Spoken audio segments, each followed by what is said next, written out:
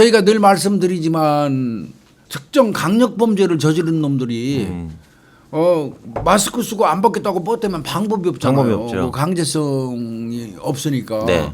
이제 방법이 없고 결국 발표를 한다고 하더라도 그놈이 뭐 어쩔 수 없이 발표한다고 하더라도 걔 운전면허증 사진, 뭐 주민등록증 사진, 네, 보정한 사진 그리고 뭐 여자애들 보정된 거, 뭐 이런 사진을 네. 내보내니까 현실적으로 범행한 놈하고 완전히 얼굴이 달라가지고 맞아요. 이거 과연 신상 공개가 무슨 의미가 있느냐 이런 논란이 사실 많았잖아요. 네네. 그래서 이제 머그샷 관련된 거, 머그샷은 뭐냐면 수사기관에서 검거됐을 때 조사 과정에서 세워놓고 그냥 그 현장에 생생한 얼굴 찍는 겁니다. 정면 찍고요, 프로필 찍고 전신 찍어요. 예, 그거를 그냥 그대로 공개한다는 거예요. 그러면 확실히 볼 수 있죠. 그렇죠. 최근 사진이니까. 이제 그거 한다는 건데 올해부터 달라지는 제도 중에 이제 그게 들어간 거예요. 네, 잘했네요. 그런데 그 동안은 또 신상 공개하는 게 성범죄하고 특정 강력범죄 있잖아요. 네, 살인, 네. 강도라든지 살인, 이런 거. 네. 근데 여기에 하나 더 붙였어요. 요거 뭐 올해부터 붙였어요? 생긴 거는 중대범죄 신상공개법이라는 게 만들어져요. 중대범죄. 신상공개. 그래서 이제 중상해. 어. 사람을 상해를 입혀갖고 거의 이제 그 어떤 장애를 입히거나 이러면 중상해예요. 예. 중상해, 그다음에 특수상해, 예. 그 흉기로 사람 다치게 하는 거, 예. 칼로 찌르거나 뭐 이렇게 해가지고, 예. 그다음에 이제 애들을 아동 청소년을 상대로 하는 성범죄, 당연하죠. 예, 그다음에 네, 조직범죄, 마약범죄가 들어갔습니다. 마약도 예, 잘랐네. 마약이 들어가는 마약 겁니다. 잘랐네. 엄밀히 얘기하면 잘났네. 이런 경우에는 신상 공개를 하게 되는 겁니다. 네.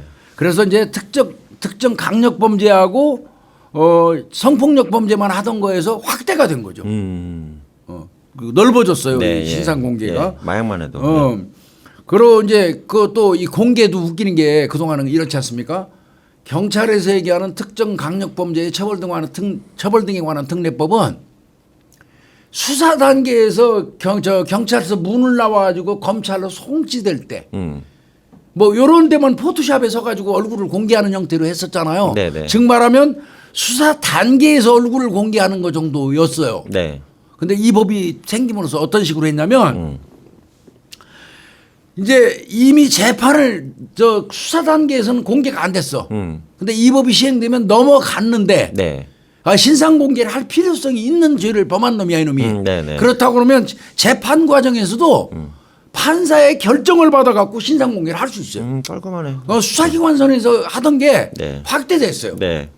이게 굉장히 중요해요. 그러니까 형사재판 절차에서도 이걸 넣어놨다. 예. 잘했네. 거기다가 머그샷을 내보내면서 검찰청하고 경찰청 홈페이지에다가 30일 동안 그 새끼 쪽박을 게시를 해요. 동시 게재하는 거네요. 예. 그러니까 무지하게 세진 거죠 이게. 세진 거죠. 그러니까 그동안은 수사 과정에서만 신상 공개를 했다면 네. 이제는 재판 중일 때도 필요에 따라서 판사 승인 받아가지고 결정에 의해서 머그샷 공개한다는 거예요. 수사기관에서만 넘어가면 끝인 줄 알았지 이제. 그렇죠. 그동안은 네, 사실 끝이었고. 재판 들어가면 뭐 끝이지 뭐. 끝이었잖아. 네. 근데 이제 그게 아니라는 거지. 재판 받다가도 내 얼굴 내 쪽박은 나간다는 거예요.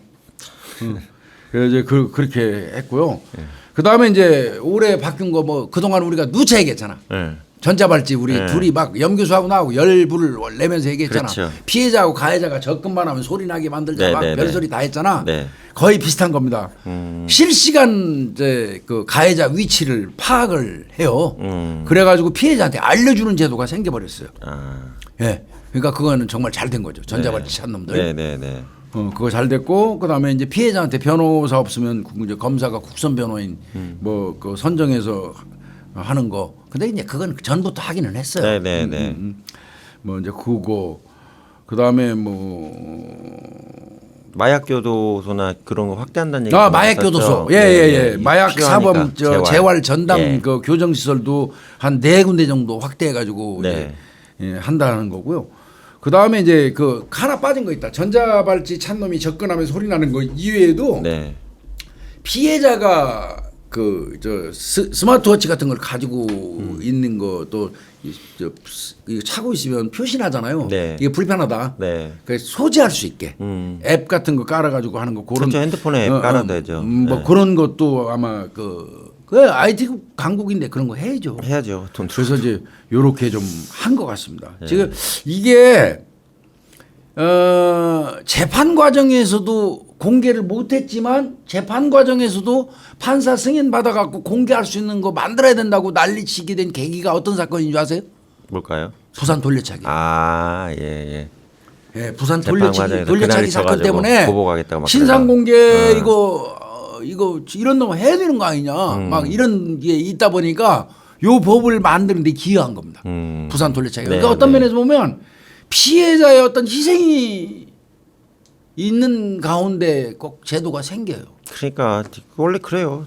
미국에서도 그렇게 얘기하잖아요. 엊그제 저 이제 우리 그 다음 주 1월 24일 날 수요일 날 네. 1월 24일 날 수요일 날 밤 10시 15분부터 KBS 2 거기에 이제 또 스모킹건 시즌 3가 시작됩니다. 아, 축하드립니다. 시즌 3가 시작되는데 그 이제 그 부산 돌려차기 피해자분도 우리가 이제 모시고 이렇게 방송해 보려고 하거든요. 네. 그래서 그 사건, 그 돌려차기 사건, 그 사건이 발생함으로써 이미 넘어간 놈인데 이거 신상 공개를 못 한다 이거야. 수사 단계에서만 해야 되는데 네, 얘는 이미 기소돼서 재판 과정에 있으니까 공개하고 싶어도 못 하는 거 이거 뭐 잘못된 거 아니냐. 그렇죠. 예. 왜? 이놈은 처음에는 경찰이 중상해로고 상해죄로 그 처벌을 했어요. 네. 그래서 구속했어요. 네. 그러니까 신상 공개 대상이 아니었어. 두 번째 가가지고 뭐 죽이니 살리니 그 교도소에서 출소하면 죽인다고 어쩌고 하니까 보복과 관련된 것도 수사를 했어요. 네. 그러다가 언론하고 저 피해자 본인이 난리를 쳤죠. 발견됐을 당시의 사진 같은 거 보면 성폭력. 저 성폭력의 예, 징후가 예. 청바지라든지 예. 이런 데 있었거든요. 충분히 있는데. 이제 그런 부분 때문에 이제 논란이 좀 되니까 그걸 전면 재수사를 해 가지고 성범죄가 밝혀졌잖아요. 네. 그러면 이게 기소 전 단계 수사 단계에서 그게 밝혀졌으면 당연히 이 자식 신상 공개했어야 할 놈이야. 네, 당연하죠.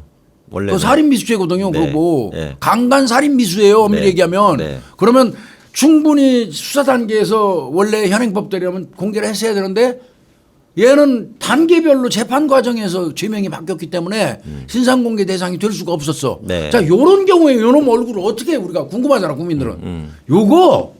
요런 것도 판사 결정에 의해서 얼굴 공개하자, 머그샷으로. 요 법이 생긴 거예요. 그래서 네. 어떻게 보면 재판 과정에서 신상 공개하는 거는 부산 돌려차기 그 사건의 피해자가 만든 법이나 마찬가지. 훌륭하셔요. 참 용기 그 있으신 용기 분이더라고요. 있고 네. 정말 그런 네, 그 용기 여성이에요. 아니 어쩌면 본인은 엄청난 피해를 입었을지 몰라도 네. 그 여성의 용기 때문에 이런 법도 생긴 겁니다. 네. 그래서 이제 이런 게 좀 그러면 교수님 만약에 안 찍겠다고 하면 그다음에 뭐 강제 촬영 이런 제도는 시행되는 거예요? 짤 없습니다 이거는. 어. 강제입니다 이거는. 본인이 뭐 내가 찍기 싫어요 짤 없습니다. 그러니까 모든 피의자 구속된 피의자는요 경찰서 들어오면 원래 저 눈금자가 있어갖고 신장 재는 거 있어요. 네. 그 앞에 세워놓고 다 찍습니다. 원래는 모든 그 구속 피의자는 네. 얼굴 전면 요만큼 찍고 그다음에 전신 찍고 옆으로 돌아 좌로 돌아 우로 돌아 해갖고 프로필 다 찍어요. 그러니까 이렇게 옆으로 쓴 거 전신 찍고 옆으로 쓴 옆 얼굴 찍고 반대로 돌려 찍고 다 찍어요. 그러니까 그거는 이제 정난하게 그거 공개해 버린다는 거예요. 네. 경찰청 또 검찰청 홈페이지에도 게시해 버리고. 네. 그러니까 이제 이 죄지면은 대한민국에서 못 살아요. 무슨 진짜. 예? 진짜 그렇게 돼요. 개망신합니다. 이제 집안까지 개망신. 네. 그래야 돼요. 그런 그 제도가 올해부터는 그나마 좀 갔다는 게 다행이라는 생각이 들고요. 이제 한 가지 지금 이제 요건 미완의 법인데 요것도 소개를 좀 해드려야 돼요. 네, 우리 염 교수님이 이 부분 관련해서는 아마 거의 우리나라에 제일 먼저 주장했을 수도 있어. 예, 제시카법. 예, 그럴 거예요. 예. 범죄자들 지들끼리 모여 살게 만드는 네. 미국 제도 제가 관련돼서 거의 처음 했어요. 소개를 아마 우리 염 교수가 거의 방송가에서 처음 소개한 걸로 내가 알고 있는데 이제 이른바 얘기하는 한국형 제시카법이 국무회의를 통과했어요. 네.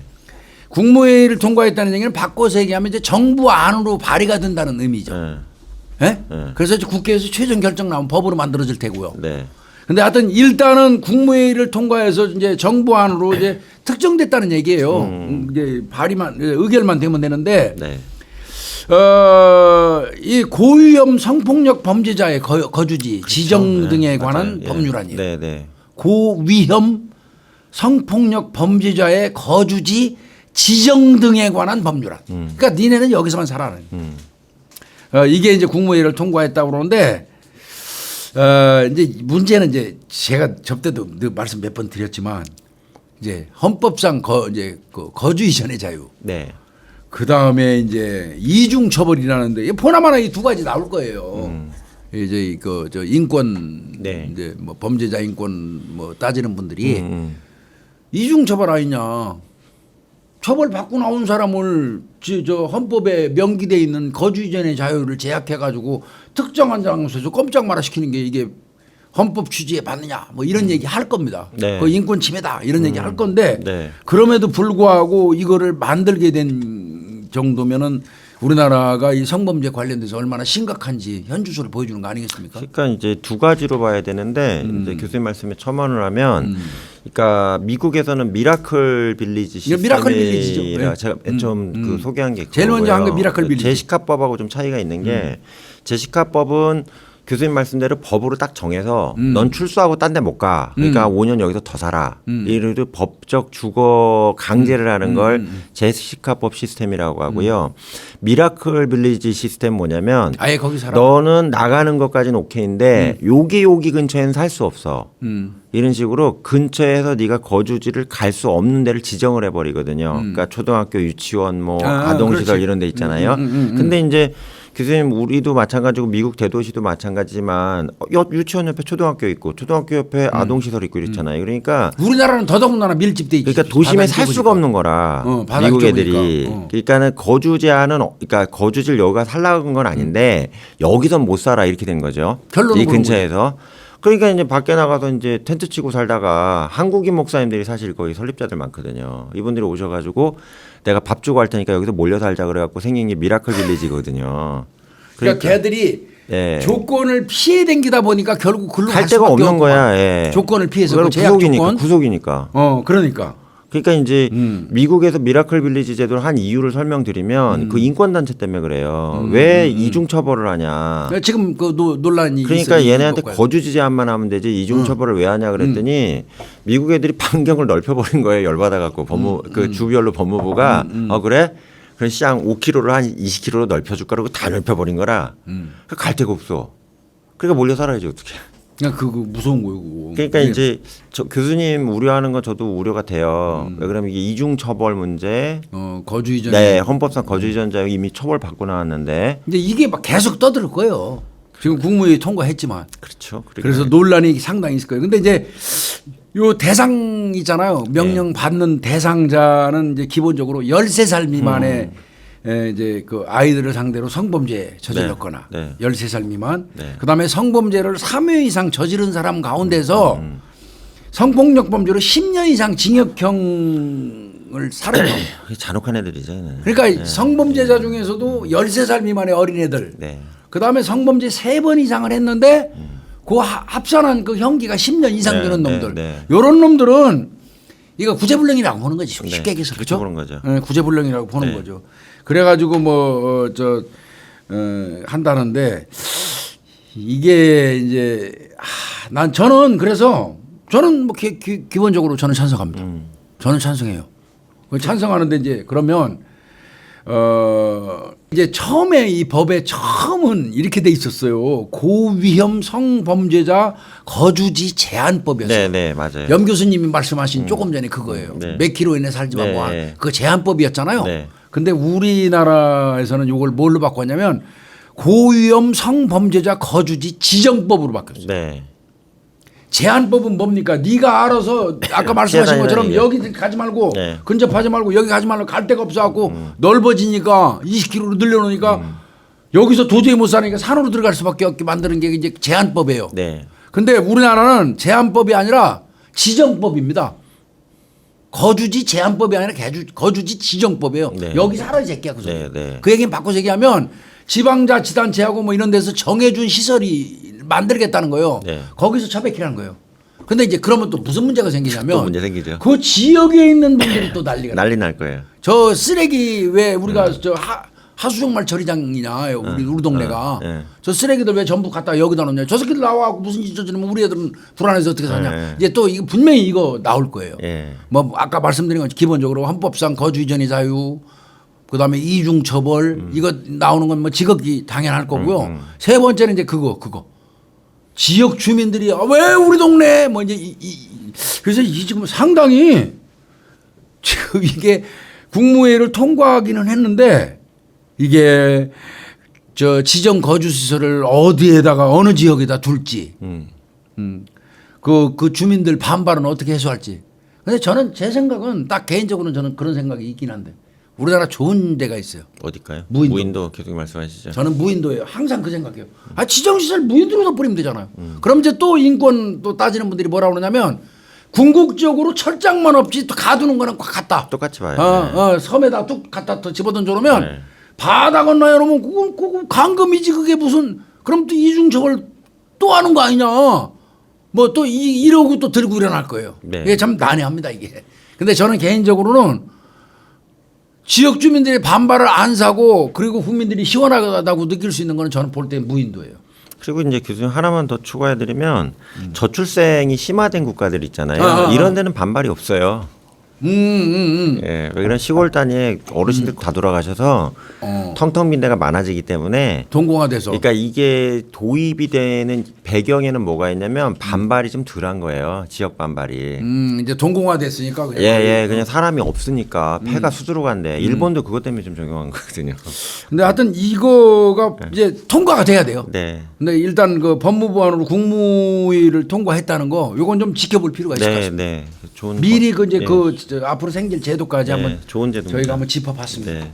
근데 여기서 하나 또 잠깐 말씀드리면 거주 지역 지정이잖아요. 이건 뭐냐면 사회 활동을 한다는 얘기거든요. 맞아요, 그거요. 그렇기 때문에 생업 활동을 해결해 줄 예, 거예요. 그러니까 반발에 대한 거를 해결하기 위해서는 그 안에 작업장을 또 만들어야 돼서 돈이 또 추가로 들어가야 되거든요. 그리고 무인도를 만들어 놓으면 작업장 만들어야 돼. 그러니까 똑같아요. 그러니까 이거를 만약에 제시카법을 시행을 해도 작업장이 반드시 존재해야 되기 때문에 그러니까. 그런 것까지 이제 연계돼서 연구를 해야 된다는 얘기죠. 속상하니까 무인도 얘기했는데 네. 사실 현실적으로는 불가능해요. 네. 무인도는 현실적으로 불가능하고요. 고민해봐야죠. 속상하니까 한 얘기였고요. 네. 직업 선택의 자유도 있거든요. 그러니까요. 형을 살고 나와서 직업 선택의 자유도 있기 헌법이 때문에 너무 아름다우셔가지고.